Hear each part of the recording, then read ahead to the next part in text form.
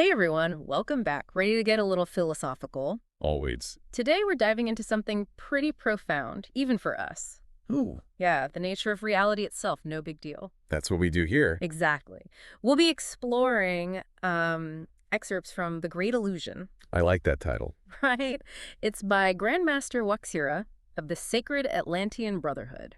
Ah, the Atlantean Brotherhood, always fascinating. Definitely. So our mission today is to uncover their teachings, On how we perceive reality. which they believe might actually be an illusion. A grand illusion, you could say. Maybe even the Great Illusion. Nice. So, what are we waiting for? Let's dive in. All right, so what if I told you everything we see, hear, and touch is just borrowed? Borrowed. Borrowed from somewhere else, something deeper. Okay, I'm intrigued.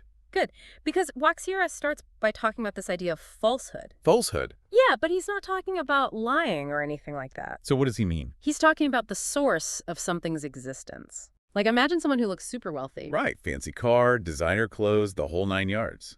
But what if it's all based on debt? Ah, a facade. A carefully constructed illusion of wealth. Exactly, and that's what WaXhira calls falsehood. It seems real, but it's actually deriving its existence from something else. Something unsustainable. Like a house of cards, impressive but fragile. Right, and this idea of falsehood applies to so many things. Well, absolutely. Like social media, think about it. Chasing likes, validation, that constant need for approval. You feel successful if your post gets a ton of hearts. But that feeling is borrowed, dependent on others. It makes you wonder how much of what we consider success is really just external validation. A great question.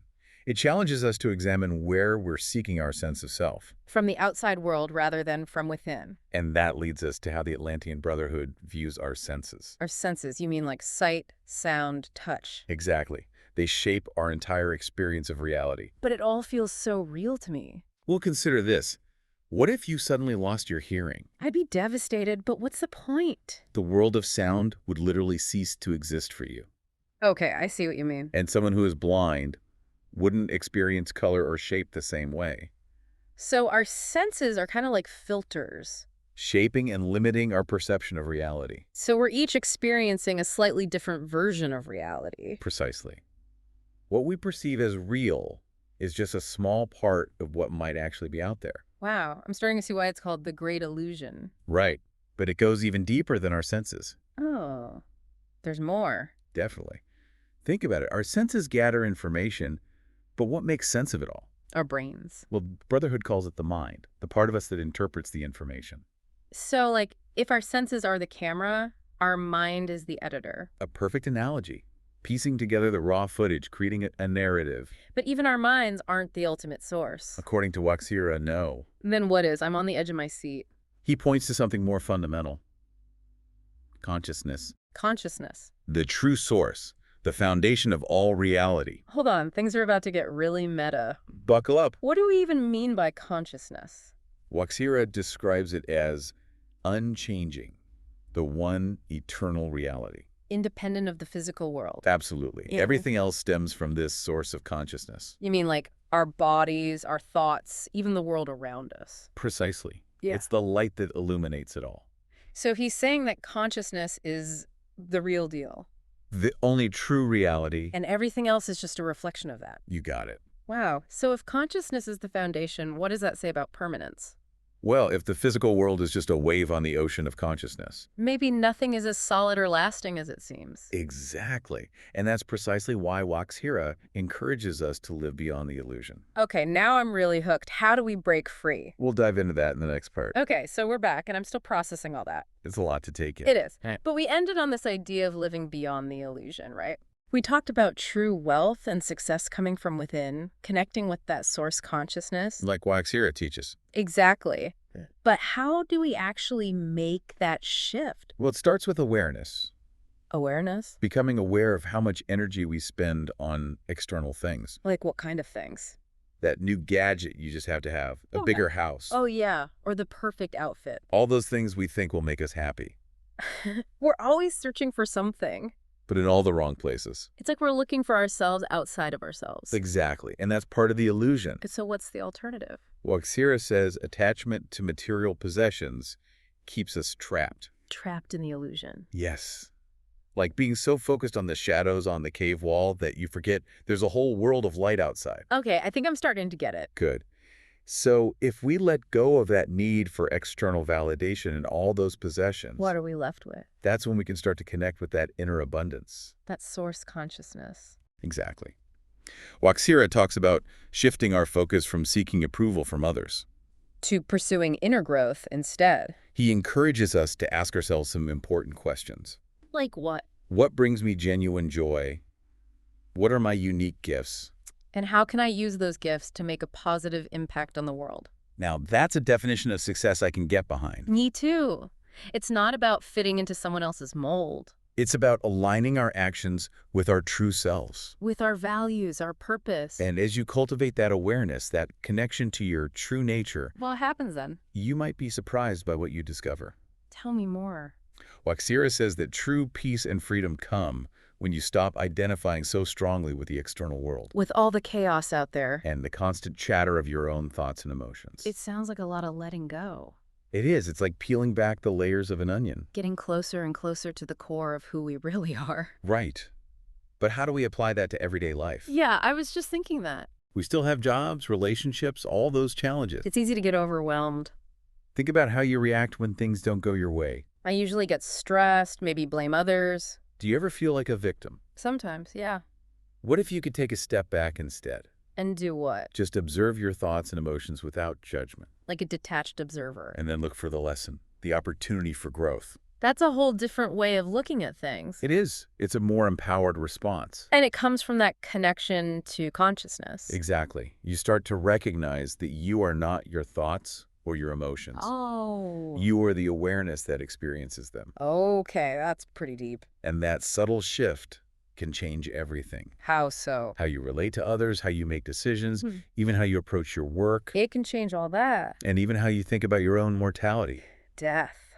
That's a heavy topic. It is. It's something a lot of people struggle with. The idea that our physical existence is temporary. But WaXhira has a different perspective. What is it? He teaches that death is not an end, but a transition. A transition to what? It's like shedding an old garment The physical body. and returning to the source, to consciousness. So it's not something to be feared. Not at all. It's a natural part of life. That's actually a comforting thought. It is.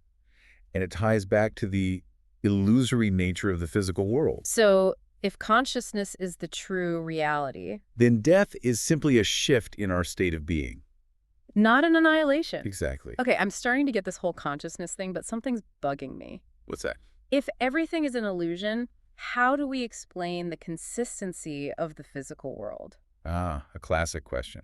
Gravity works the same way every time. The laws of physics seem pretty reliable. WaXhira doesn't claim to have all the answers. But she has some ideas. He suggests that the consistency we observe might be a reflection of something deeper, Like what? the underlying order and harmony of consciousness itself. I like that. It's like the waves on the ocean, chaotic on the surface. But underneath, There's this vast, deep, still ocean. precisely, the physical world might be ever-changing, But consciousness is unchanging. eternal, That's beautiful. Just like there's this hidden order beneath the surface. a cosmic dance we're all part of. Which makes me wonder if we're all expressions of this one consciousness. What does that mean for our relationships with others? Exactly. If you grasp that we're all interconnected at the deepest level, it changes everything. We're not just separate individuals bumping into each other. We're threads in the tapestry of life. It's like that Rumi quote.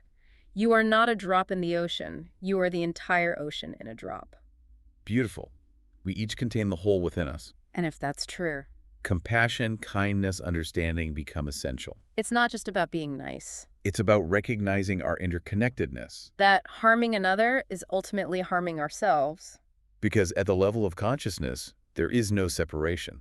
This is powerful stuff. It is. It's about bridging the gap between the spiritual and the practical, So it's not about escaping from the world. but transforming our experience of the world. Bringing that awareness of consciousness into everything we do.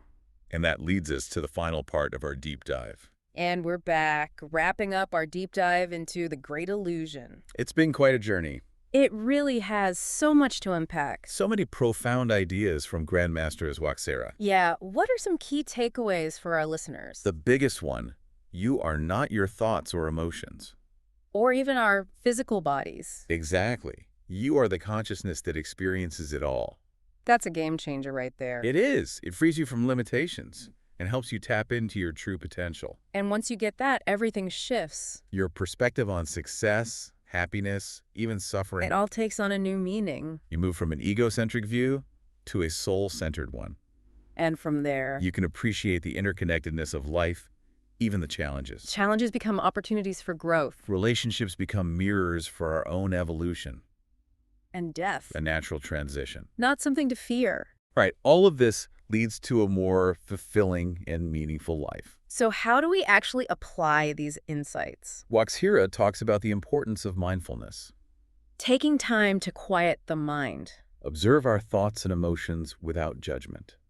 Find that inner stillness. There are many paths to mindfulness. Like what? Meditation, yoga, spending time in nature, journaling. Even just taking a few deep breaths can help. Exactly.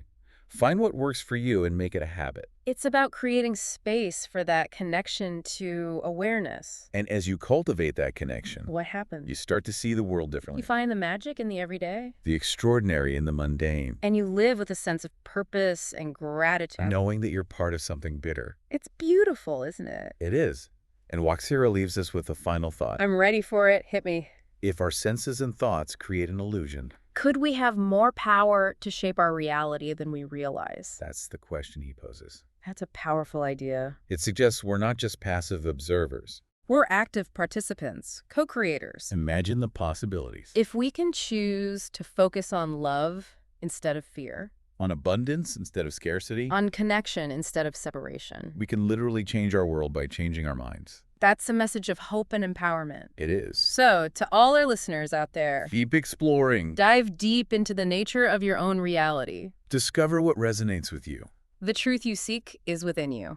Always. Thank you for joining us on this incredible journey. Until next time. Keep seeking, keep questioning, keep exploring.